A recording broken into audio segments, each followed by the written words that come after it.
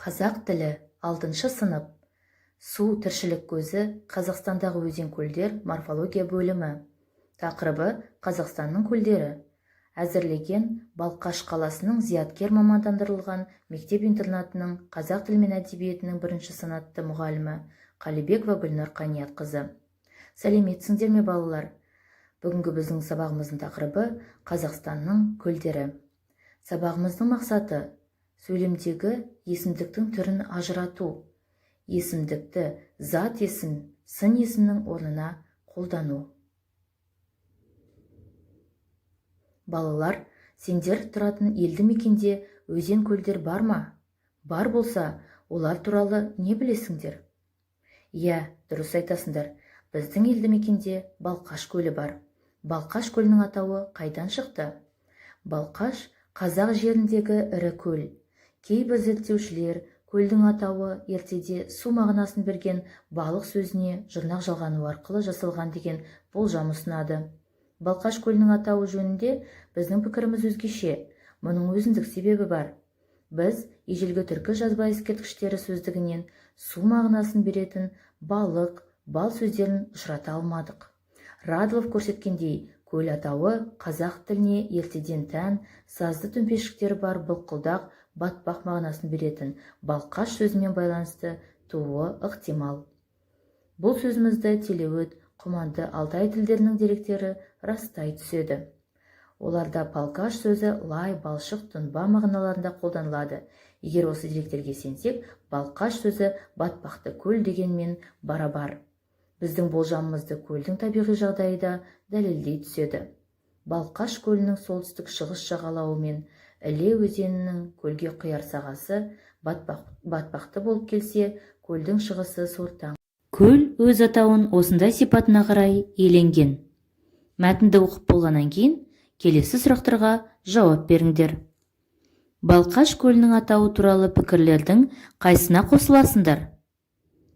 Балқаш көлі Қазақстанның қай өңірінде орналасқан? Біз өткен сабағымызда бастаған есімдіктің түрлерін әрі қарай жалғастырамыз. Бүгін болымсыздық есімдігі. Болымсыздық мағынаны білдіретін есімдіктің бір түрі. Олар ешкім, ешқайда, ешқашан, ештеңе, дәнеме. Мысалы, ешкім естімеген, ол ешқашан кешіккен емес. Біз ешқайда бармаймыз. Ескерту: еш, кей, әлде, әр, қайсы, бір есімдіктері зат есіммен және сын есіммен тіркесіп келгенде бөлек жазылады. Мысалы, еш уақытым жоқ, кей кезде әр адам, әр нәрсе.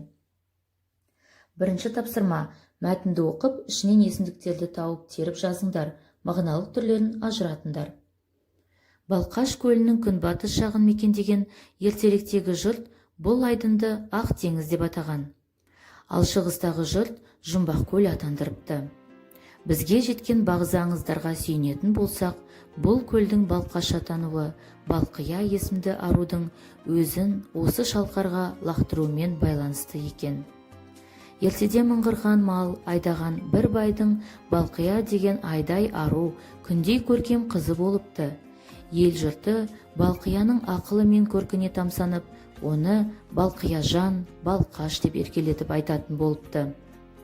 Қатал салт дәстүрдің құрбаны болған Балқаш қыз, сүйгені ерденге қосыла алмай, осы шалқар көлдің жағалауында дүние салған екен.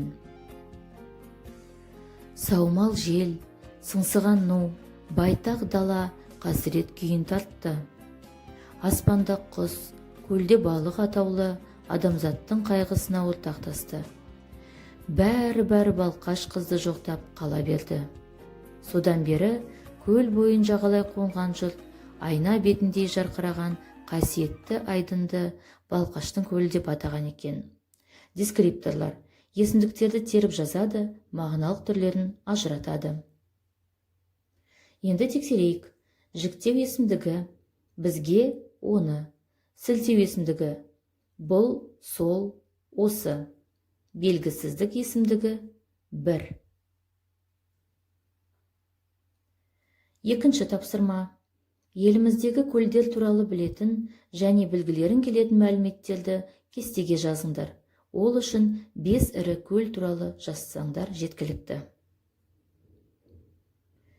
Дескрипторлары. 5 ірі көлдің атауын жазады.